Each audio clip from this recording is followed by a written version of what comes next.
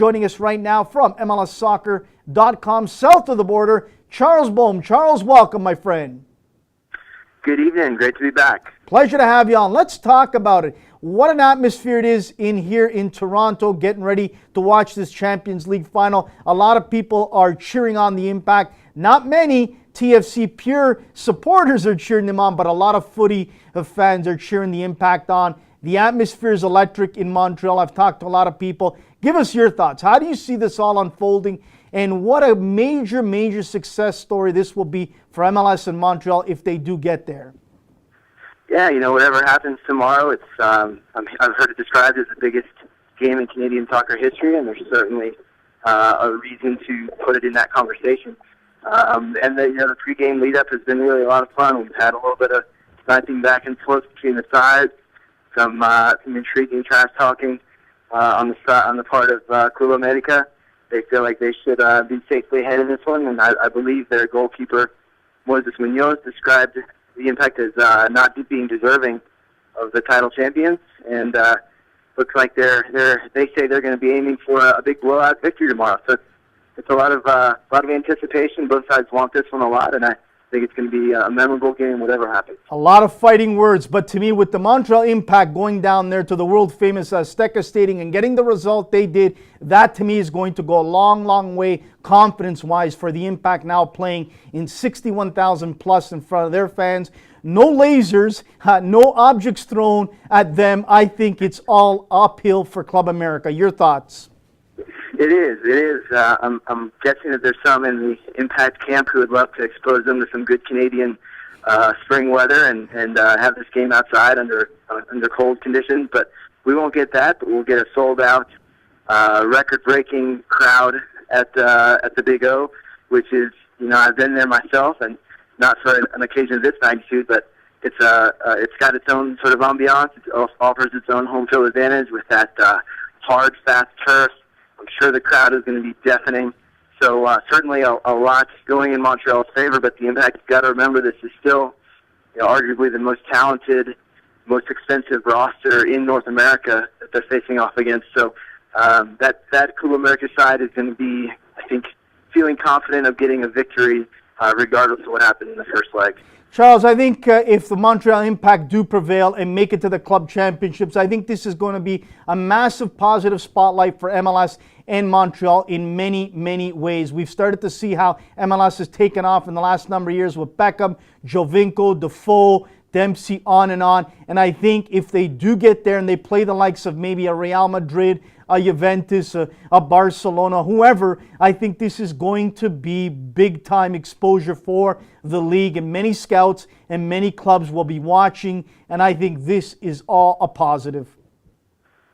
Absolutely. I mean, that would be an enormous result, both for the league, for the club, of course, and for Canadian soccer, too. Let's, I want to be clear on that, that there's those north of the border who feel that those clubs and that scene doesn't get the same attention that the scene does here down in the United States in terms of MLS Spotlight.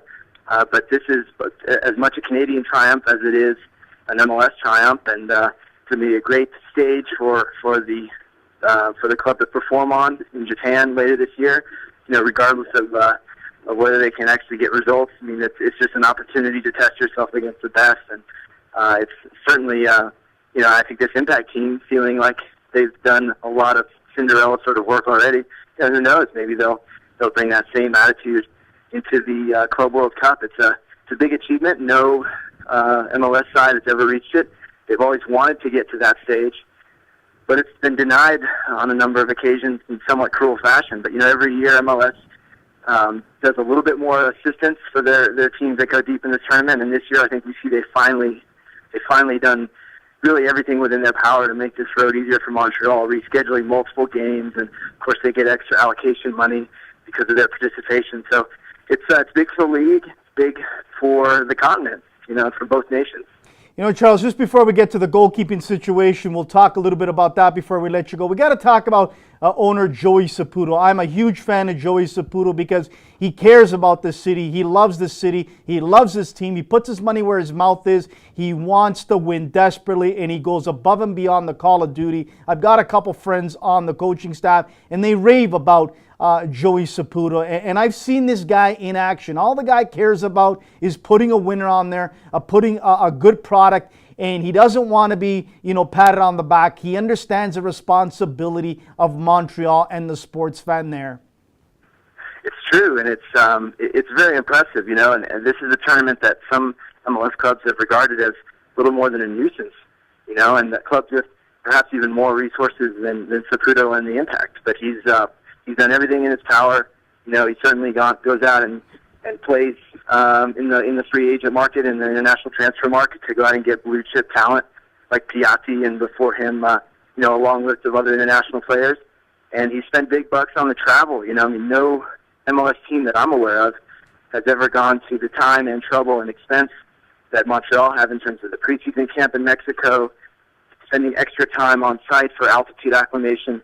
All those things really do matter. It really does add up. And his activist leadership has, I think, gotten some negative publicity over the years. But on this occasion, you just got to tip your hat to him because he's made this tournament a priority, and the rewards have come.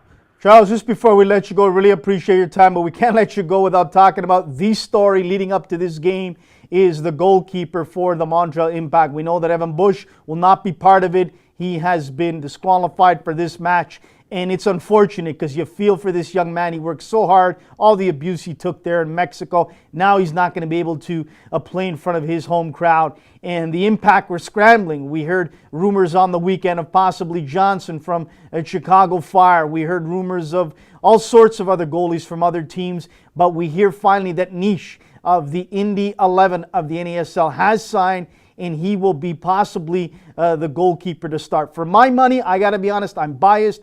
I know John Smits from Edmonton FC. I think he's ready for the challenge, and I think he should be given the shot. But we'll leave it up to Frank Lopez. He knows more than you or I, and he'll decide. Give me your thoughts on all these strange happenings with the goalkeeper.